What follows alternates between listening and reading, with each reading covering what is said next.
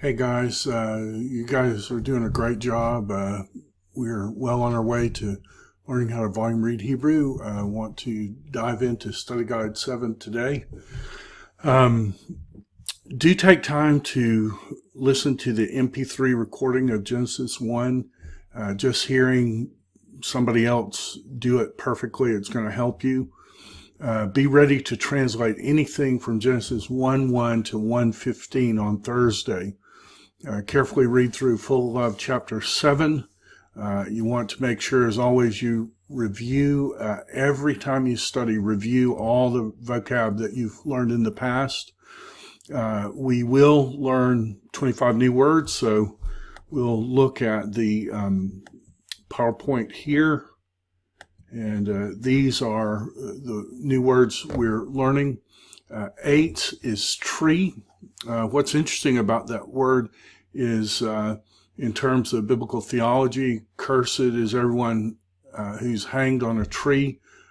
Joshua hangs the Canaanite kings on trees till evening and then puts them in a cave with a rock over its mouth. And of course, the tree of life, tree of knowledge of good and evil, all this goes back to here. So we've got this word tree or wood. It's used for both. And of course, one man comes naked to a tree and in a momentary act of disobedience, he spiritually murders the entire human race because his wife wanted to be God.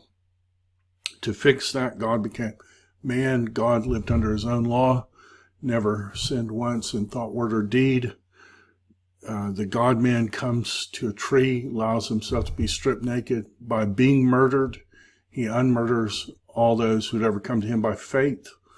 The first woman tried to talk her man and did talk her man into disobedience, and now the God-man is talking his wife into obedience to God. Great word, tree, wood. Make sure you remember it. Sha'ar is gate. That's used Genesis 22.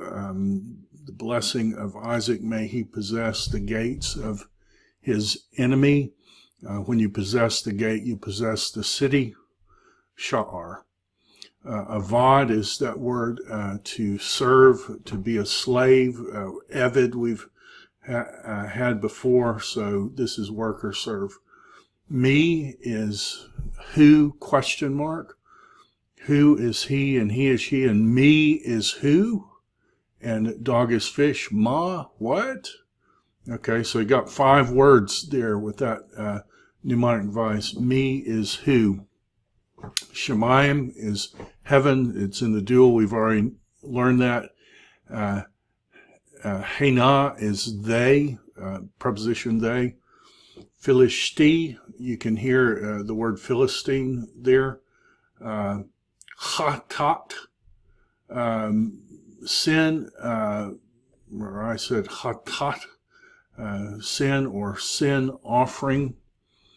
Karat is cut. You cut a covenant, you cut off things, you exterminate things related to this karat. Some people use the mnemonic device karate, chop something in two. I don't know if that will help you. Off is wrath or nose, anger, used for, it's, when you're so mad your nostrils flare, I think is the idea there. Rav is great. We get rabbi from it, my biggie. Ruach we know is spirit, breath, or wind. Bavel, Babel. Sar is an official, a leader. You might associate that word with czar. May be a great mnemonic device. Kili is vessel, article, utensil. Tov, Kitov, saw that it was good. We already know that. Milchama is battle or war. Midbar is wilderness or desert. Haya with a chet, is be alive. So this is a tricky word because without with the hey, it's be, it's to be, he is, whatever. And with the het, it's live. So if it doesn't touch, it's the verb to be. If it does touch here, it's live. Olam is age or eon, forever, long time, eternity. Mateh is an interesting word because it means staff, but it also means tribe. And we're going to see in Psalm 110, God sends the staff or scepter, some people translate it, and says of that staff, rule, but you could equally translate it tribe. Yahweh sends the tribe and says to the tribe, rule in the midst of your enemies. So very interesting thing, play on this word, mateh. Olah is burnt offering. It literally means go up, a thing made to go up, a burnt offering. Gibul is border. Malak is to be king, to start king, become king, reign, can mean all those things. Sown is small cattle, sheep and goats. And that's it for our vocab. So you want to go back through, make sure you go through 1 through 150, get all of those down, and then learn these 25 new ones. And then in terms of what I'll quiz you on, we'll do Genesis 1 to 15. And so we'll come here and read. In terms of the charts, I want you to learn the imperative, call imperative, second singular and second plural. But if you know the imperfect, if you just take off the performative, that gives you the imperative. So you actually already know those terms. Know that the same form as the imperfect can be used as adjussive, let there be. We've seen that in Genesis 1 with God said, let there be, and there was blank. So these imperfect forms, sometimes they're different. Most of the time it's the same form.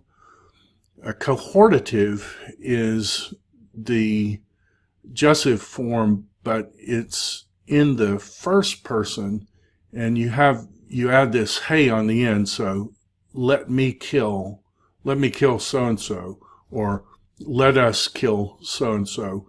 That's called a cohortative, and it's adjussive, but for the first person. So memorize these forms, be ready to write them out. You should be in good shape. Now, I've put the translation here, and I've used the Hebrew numbers just so we'll learn that. But I also have created this PowerPoint slide, and this is all the way through 2:4. We're only doing about half of that. And if you use this slideshow, Bereshit bara Elohim, and Elohim created. What did he create? He created et hashamayim va'et ha'aretz. He created the heavens and the earth. V'ha'aretz ha'ita tohu va'bohu, and the eretz was without form and void.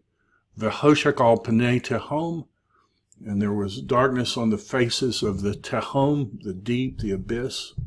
V'ruach Elohim, and the spirit of Elohim, merachefet al pnei hamayim, was intensely hovering over the face of the waters.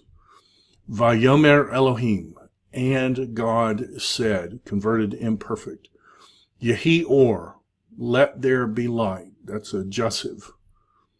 Vayehi or, and there was light.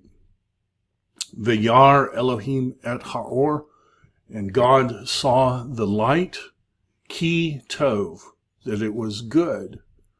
Vayavdel Elohim, and Elohim caused a division. Bein ha'or uvein ha'hoshek, between the or and between the hoshek. Vayikra Elohim la'or yom, and Elohim called to the light yom. Ve lahoshek kara laila, but to the hoshek he called laila, night. Vayhi erev, vayhi boker, yom echad. You don't even need to translate that. Probably you can start here. Vayomer Elohim, Yehi rakia betok hamayim.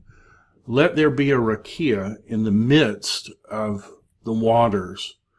Vayiv mabdeo, and let it be a thing causing a division. Bein mayim lamayim, between the waters to the waters. Vaya'as Elohim et harakia, and Elohim made the rakia. Vayavdel bein hamayim, and it caused a separation between the waters. Esher metahat lerakia, the waters which were from the top of the rakia. Uvein hamayim, and between the waters. Esher ma'al lerakia, which were from upon the rakia. Vayhi kain, and it was so. God said it, and it was so.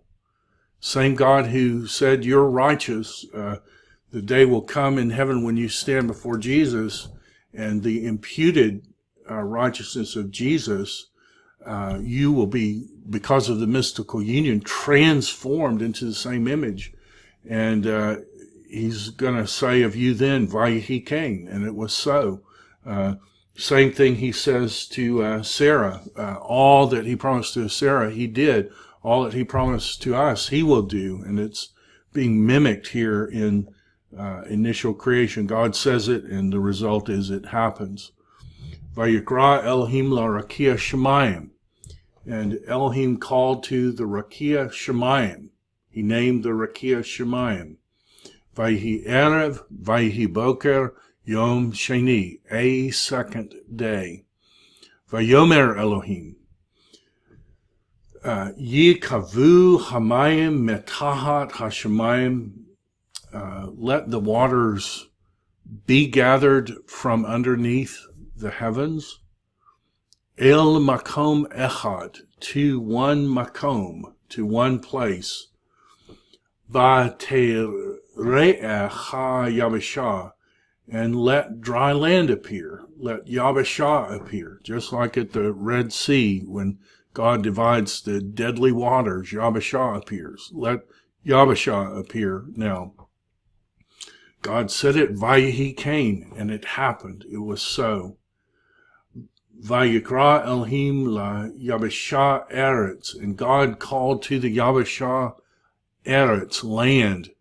And that's the earth, but it's going to mimic the land of Israel, and it's going to mimic ultimately the land of restored Eden in heavenly Jerusalem, which will come down to earth.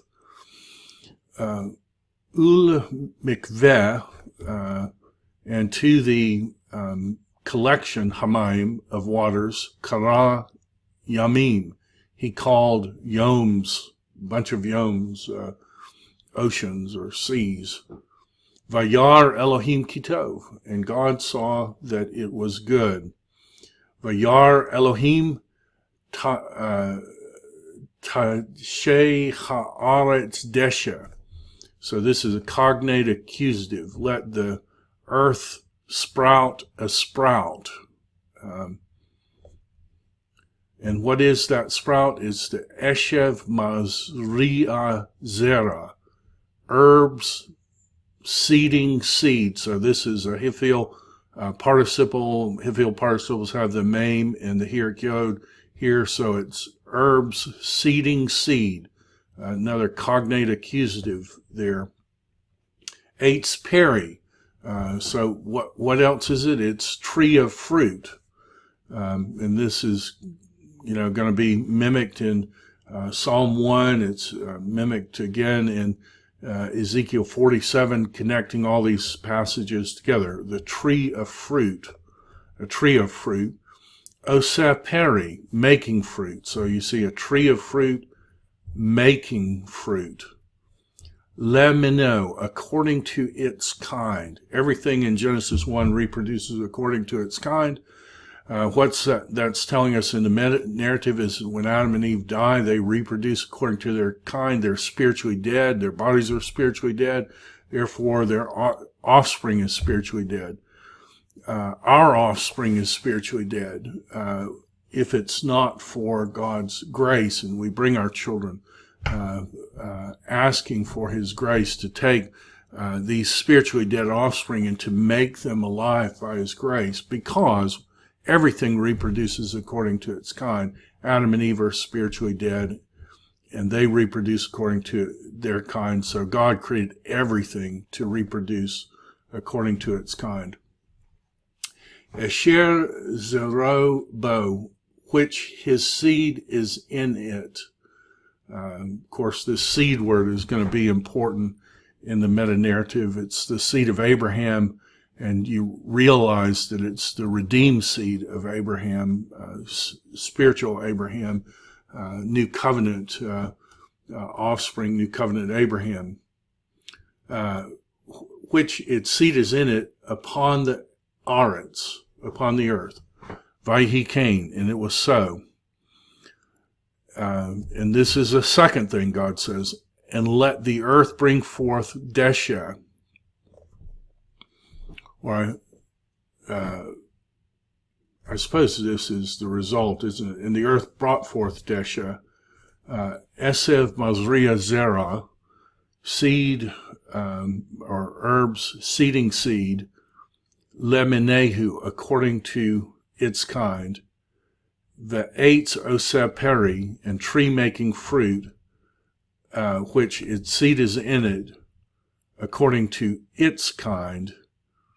And God saw that it was good. And there was evening, and there was morning, day 3.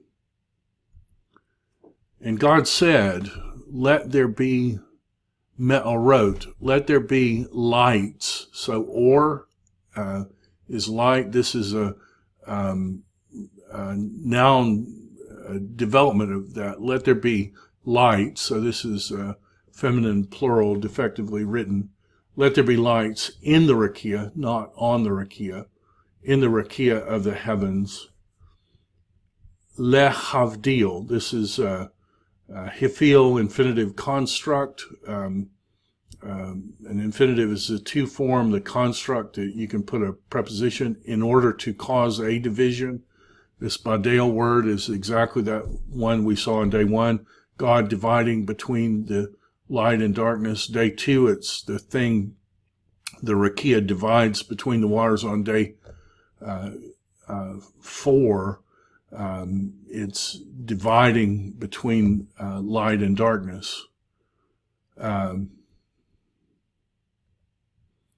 Let there be lights in the rakia to cause a division between the day and between the night, and let them be for lights. Otot, again, defectively written feminine plural, and for seasons, me'od, and for yamim, for days, and for years. And let them be for lights in the rakia of the heavens, and let them be in order to bring light on the earth. Well, I think that's about as far as we get. Hope you have a great weekend. Really looking forward to Thursday, and I'll see you then.